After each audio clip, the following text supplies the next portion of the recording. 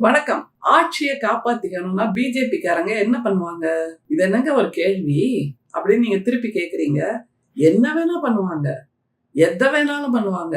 மத்தவங்க பண்றதுக்கு யோசிக்கிறத, தயங்குறத, சிந்திக்க கூட செய்யாத எல்லாத்தையும் ஒட்டுமொத்தமா கொஞ்சம் கூட மனசாட்சியே இல்லாம செய்யறவங்க தான் பிஜேபிக்காரங்க அப்படிங்கிறது தெரிஞ்ச விஷயம் தானங்க அப்படின்னு நீங்க சொல்றீங்க. கரெக்ட் தாங்க.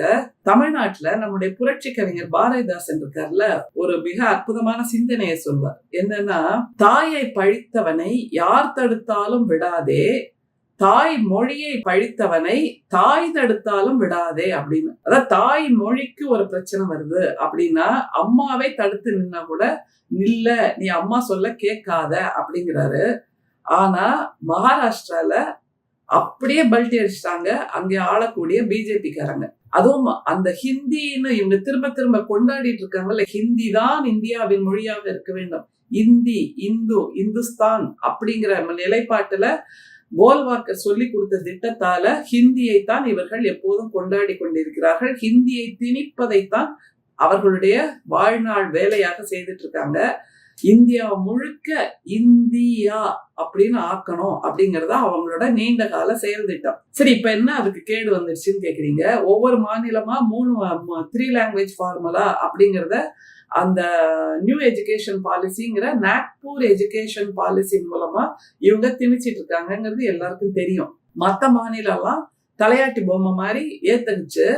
எல்லா மாநிலமும் ஏற்றுக்கொண்டதே, நீங்க மட்டும் ஏன் ஏத்துக்கல அப்படின்னு நம்முடைய மாண்புமிகு முதல்வரை, நம்முடைய திராவிட மாடல் நாயகரை, நம்முடைய தலைவரை எப்போ மத்த மாநிலங்கள்லாம் கேட்கும். அதற்கு நாம் திரும்ப திரும்ப என்ன சொல்வோம் அப்படின்னா, திராவிட முன்னேற்ற கழகம் என்பதே இந்தி எதிர்ப்பு, இந்தி திணிப்பு எதிர்ப்பால் உருவான மிகச்சிறந்த இயக்கம். இந்தி திணிப்பு எதிர்ப்பு என்பதுதான் எங்களுடைய கழகக்காரர்களின் உயிர் நாடியான கொள்கை அப்படிங்கிறத நம்ம நிறைய முறை சொல்லியிருக்கோம்.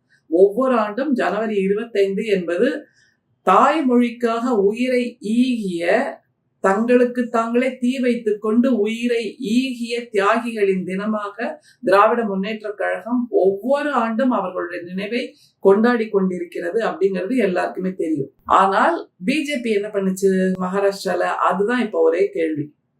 ஹிந்தி தான் மகாராஷ்டிராவின் மொழியாக இருக்க வேண்டும், மராட்டிய மொழியை கூட பின்னுக்கு தள்ளிவிட்டு எல்லா மாணவர்களும் எல்லா பள்ளிகளும் ஹிந்தியை கட்டாயமாக கற்றுக் கொடுக்க வேண்டும் அப்படின்னு ஏப்ரல் மாதம் ஒரு அரசாணையை வெளியிடுறாங்க. ஏப்ரல் 1 என்னது நமக்கு நல்லா தெரியும், ஆல் ஃபூல்ஸ் டே, முட்டாள்களின் தினம். அந்த மாதத்துலதான் மகாராஷ்டிரால இந்த ஒரு ஆணையை வெளியிடுறாங்க. அதனால ஏன் ஏப்ரல் 1 சொல்ற, ஏப்ரல் 1 ஏன் சொல்ற, ஆல் ஃபூல்ஸ் டேன்னு ஏன் சொல்ற அப்படின்னு நீங்க கேட்கலாம்.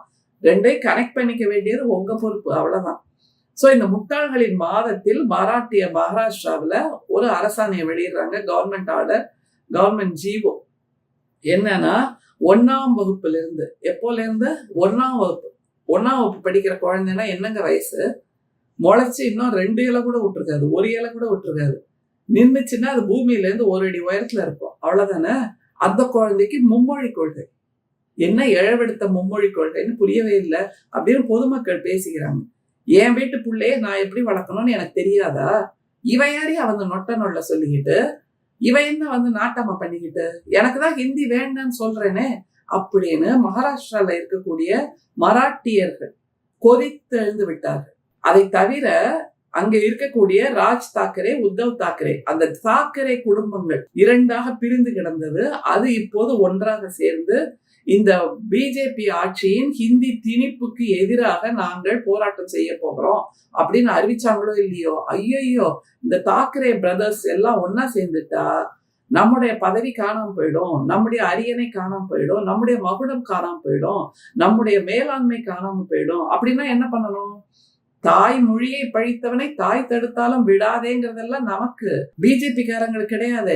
உடனே அவங்க இந்தி, இந்துத்துவாங்கிற அந்த கொள்கைகள் இருந்து அப்படியே பின்வாங்கி சரணாகதி அடைஞ்சு இப்போ திரும்பவும் ஒரு ஜீவோ வெளியிட்டாங்க. என்னன்னா, அந்த மாதிரி இல்லைங்க, நீங்க சொல்ற மாதிரி நாங்க கேட்டுக்கிறோம் அப்படின்னு மராட்டியர்களின் காலில் விழுந்து கிடக்கிறது பட்னாவிஸ் அரசு அப்படிங்கறத நம்ம நினைவுல வச்சுக்கணும். அப்ப இந்த உணர்வின் மூலம் எங்கே இருக்கிறது, இந்த உணர்வின் விதை எங்கே இருக்கிறது என்றால் நம்முடைய திராவிட முன்னேற்ற கழகத்திடம் இருக்கிறது. நம்முடைய இந்தி திணிப்பு எதிர்ப்புக்காக எல்லா காலத்திலும் போராடிய நம்முடைய தலைவர்கள், தானை தலைவர்கள், தந்தை பெரியாரில் ஆரம்பித்து பேரறிஞர் அண்ணா, முத்தமிழறிஞர் கலைஞர், இப்போது நம்முடைய திராவிட மாடல் நாயகர் பேராசிரியர் அன்பழகன், யாரை சொல்ல யாரை விட, அப்படிப்பட்ட ஒரு போராட்டத்தை எங்களுக்கு தேவை இருமொழி கொள்கைதான் என்கின்ற அந்த அந்த கட்டுப்பாட்டு உணர்வு அல்லது அந்த போராட்ட உணர்வு அல்லது இதுதான் எங்களுடைய அடையாளம் என்று இன்றளவும் இருமொழி கொள்கையை இருக்க பிடித்துக் கொண்டிருக்கிறோம் அல்லவா? அப்படிப்பட்ட ஒரு போராட்டத்துக்கான தானை தலைவராக நம்முடைய மாண்புமிகு முதல்வர் இருக்கிறார் அல்லவா? அப்படிப்பட்ட உணர்வெழுச்சியை தான் இன்றைக்கு மகாராஷ்டிராவில் பெற்றிருக்கிறார். அந்த மக்கள் போராட்டத்தில் ஈடுபட்டால், அந்த தாக்கரே பிரதர்ஸ் போராட்டத்தில் ஈடுபட்டால் நம்முடைய பதவி காணாமல் போகும், நம்முடைய அரசு காணாமல் போகும், நம்முடைய அரசாட்சி காணாமல் போகும். நமக்கு அரசாட்சி தான் முக்கியமே தவிர மொழி அல்ல. நமக்கு அரசாட்சி தான் முக்கியமே தவிர இந்து என்கின்ற உணர்வு அல்ல. நமக்கு அரசாட்சி தான் முக்கியமே தவிர இந்துஸ்தானம் என்ற உணர்வு அல்ல என்று காவு கொடுத்து விட்டார்கள் இந்தி மொழி திணிப்பை. இதை எப்படி நீங்க வேற மாதிரி புரிஞ்சுக்க முடியும்?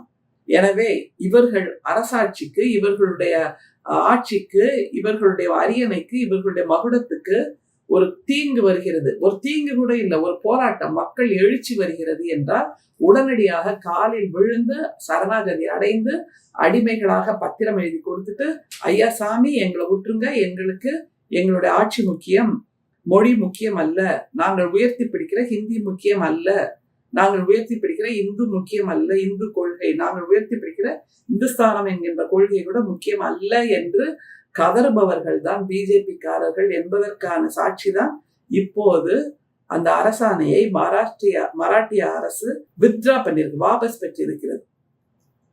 இதுல மிக முக்கியமா நம்ம கவனிக்க வேண்டியது, மராட்டியர்கள் சுத்தமான நெய்யில் செய்யப்பட்டன்னு போடுவோம்ல, அந்த மாதிரி சுத்தமான வீரர்கள், சுத்தமான வீரர்கள், வீர சிவாஜி, வீர் சிவாஜி என்று அவர்களுடைய அரசரை இன்னமும் மராட்டிய மக்கள் கொண்டாடி கொண்டிருக்கிறார்கள். மிகச்சிறந்த தலைவனாக, மிகச்சிறந்த வீரனாக, மிகச்சிறந்த தலைவனாக, மிகச்சிறந்த அரசனாக, மராட்டியத்தின் அடையாளமாக இருக்கக்கூடியவர் வீர் சிவாஜி.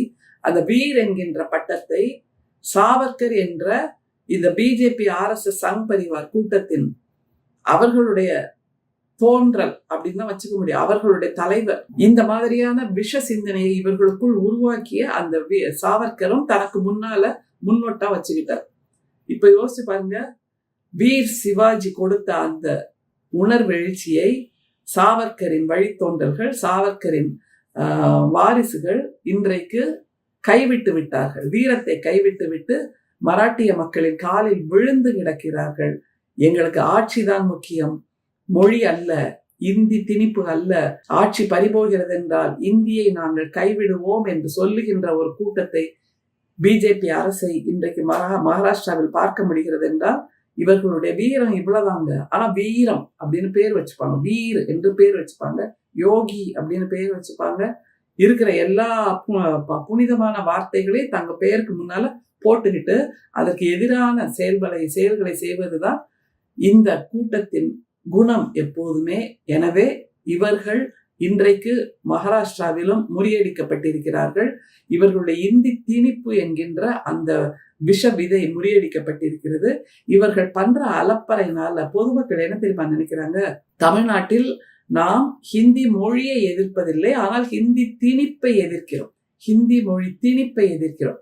ஆனா இந்த பிஜேபி RSS சங் பரிவார் பண்ணுகின்ற இந்த ஹிந்தி வெறி, அந்த அலப்பறையால பொதுமக்களுக்கு ஹிந்தி திணிப்பு எதிர்ப்பு என்பதை தாண்டி இப்போ ஹிந்திக்கே எதிர்ப்பாக ஆரம்பிச்சிட்டாங்க. ஹிந்தி திணிப்பு எதிர்ப்புங்கெல்லாம் அடுத்தது, ஹிந்தியே எங்களுக்கு வேண்டாயா, எங்க மொழி, எங்க தாய்மொழி போதும் எங்களுக்கு என்று உறக்க சொல்லுகின்ற நிலைக்கு வந்து விட்டார்கள்.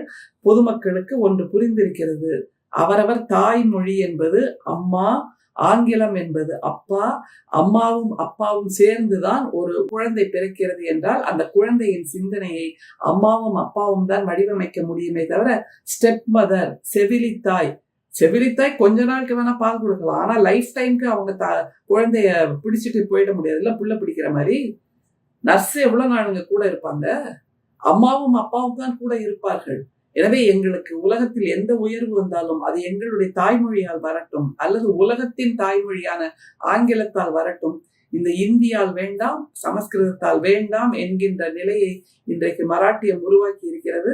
அதற்கு முன்னோடியாக இன்றளவும் எத்தனை சூழ்ச்சிகளை ஒன்றியம் செய்தாலும் மும்மொழி கொள்கையை நீ ஏற்றுக்கொள்ளவில்லை என்றால் தமிழ்நாட்டுக்கு தர வேண்டிய 2152 கோடியை நாங்கள் கல்விக்கு ஒதுக்க மாட்டோம் என்ற சூழ்ச்சியை, மக்கள் விரோத போக்கை ஒன்றிய அரசு செய்து கொண்டிருக்கிறது. அதை மக்கள் பார்த்து கொண்டுதான் இருக்கிறார்கள்.